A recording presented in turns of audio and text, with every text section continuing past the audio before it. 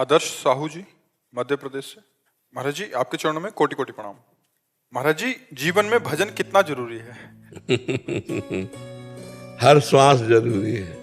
पता नहीं किस श्वास में हमारी आखिरी जीवन धारा टूट जाए, तो आखिरी समय यदि भगवान का नाम होगा तो हमें भगवान की प्राप्ति होगी। इसलिए जीवन की हर श्वास में भगवान नाम जरूरी है। कोई श्वास भी खाली न जाने पावे। श्वासा श्वासा नाम जपे दुविधा रहे न कोई। जो हर श्वास भगवान का नाम जप करता है तो वो निश्चित भगवान को प्राप्त हो जाता है। कितना भजन करना चाहिए?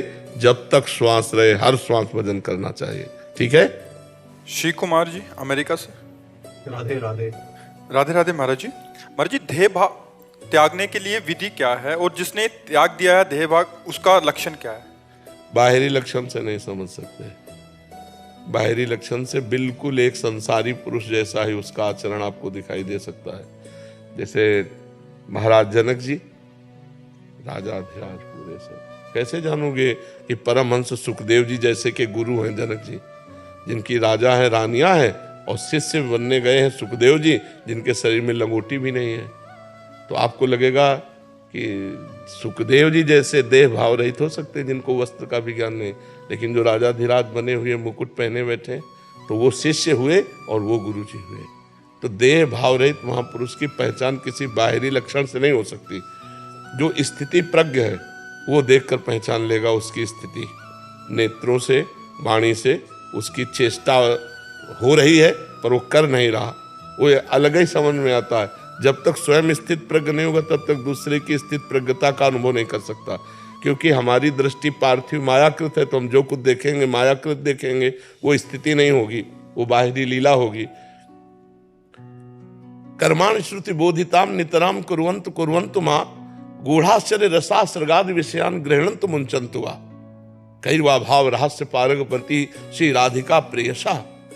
बोले वो शास्त्र के अनुसार कर्म करे या न करे, वो विषय भोगे या त्याग दे, वो विषयी पुरुषों का संग करे या एकांत बैठा रहे, कोई फर्क नहीं पड़ता। जो देहाध्यास रहित ब्रह्म प्राप्त महात्मा है, अब वो मान लो विषय सेवन कर रहा है, कुछ खा रहा है, पी रहा है, देख रहा है, कुछ भी कर रहा है, तो आपको लगेगा कि ये तो महात्मा ही नहीं। भगवान शंकराचार्य जी ने देखा मछली बिक रही तो मछली लिया और खाने लगे। तो उनके 10 शिष्य साथ थे, 4 ने बिल्कुल नहीं खाया और 6 ने पा लिया। शंकराचार्य जी ने देखा, आगे गए तो गलाया जा रहा था कांच, खप्पर में भरा नारियल के गलता हुआ कांच पी गए। अब कोई नहीं पिया।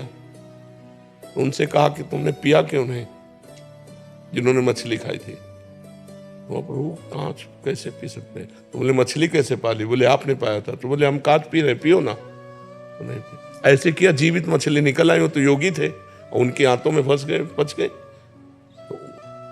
4 से पूछा आपने क्यों नहीं खाया? बोले आज्ञा नहीं करी।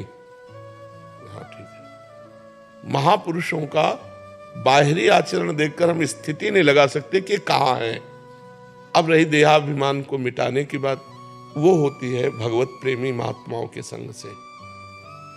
जब तक हम किसी संत का आश्रय लेकर उनकी आज्ञा के अनुसार नहीं चलेंगे तो हम कोई भी साधना करें, हमारे हृदय में बना रहता है कि मैं के आगे कुछ लगा, जो लगा वही मायाकृत है और वो मुक्त नहीं होने देता। और जब गुरु कृपा से चलते हैं तो अगर खूब भजन बन रहा तो लगता है गुरुदेव की बड़ी कृपा है, बड़ी तपस्या, ब्रह्मचर्य, संयम आदि नियम तो अंदर आता है। इस तो सब गुरुदेव की कृपा से। तो अभिमान नष्ट होता चला जाता है। तिनकी संगति रहत जाति कुल मद सब नंसई संतत सेवक सदा भजत जे श्री हरिवंशई। जो प्रिया प्रीतम में, जो ब्रह्म में, जो परमात्मा में तन्मय है, ऐसे सदगुरुदेव का आश्रय लेकर यदि हम उनकी आज्ञा के अनुसार साधना करें तो हमारा देहाभिमान नष्ट हो जाएगा। और देहाभिमान नष्ट हुए महापुरुष की जो आंतरिक पहचान है वो है निर्माण, मान रहित होना, अमोहा, मोह रहित होना, किसी भी संग का उनके ऊपर रंग ना चढ़े। जैसे श्री सुखदेव जी की परीक्षा ली जनक जी ने, जब वो पूछने आए थे क्या मुझे जो अनुभव हुआ है वही सत्य ब्रह्म है।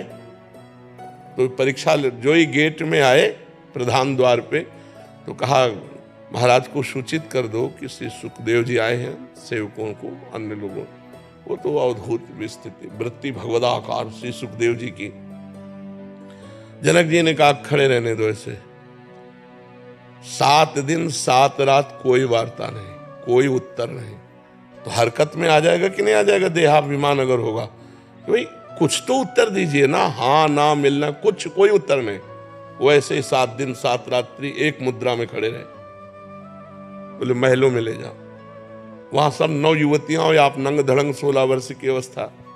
7 रात 7 दिन 9 युवतियां सेवा में रही। बोले जैसे गेट के बाहर थे वैसे ही हैं, कोई उनके हृदय में कोई फर्क नहीं।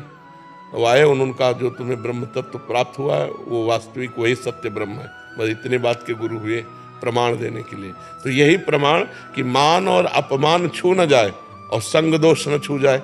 चाहे जितना विषय भोग हो उसका अंदर हरकत नहीं होनी चाहिए, कोई चेष्टा की वृत्ति नहीं उदय होनी चाहिए। जित संग दोषा, निरंतर आत्मस्वरूप में रमण करने वाला, समस्त कामनाओं का त्यागी, सुख दुख में समान भाव रखने वाला, द्वंद्वों से अतीत महापुरुष परम पद को प्राप्त है। जो देहाभिमान रहित भगवत प्राप्त है उसके ये लक्षण है कि वो मान रहित होगा, वो मोह रहित होगा, किसी भी संग का उसके ऊपर कोई प्रभाव नहीं पड़ेगा, नित्य आत्मस्वरूप में स्थित रहेगा, हर कामनाओं का वो त्यागी होता है, सुख दुख में समान भाव, हर द्वंद्व में समान भाव, वो परम पद का अधिकारी है, वो परम पद को प्राप्त है। समझ पा रहे हैं?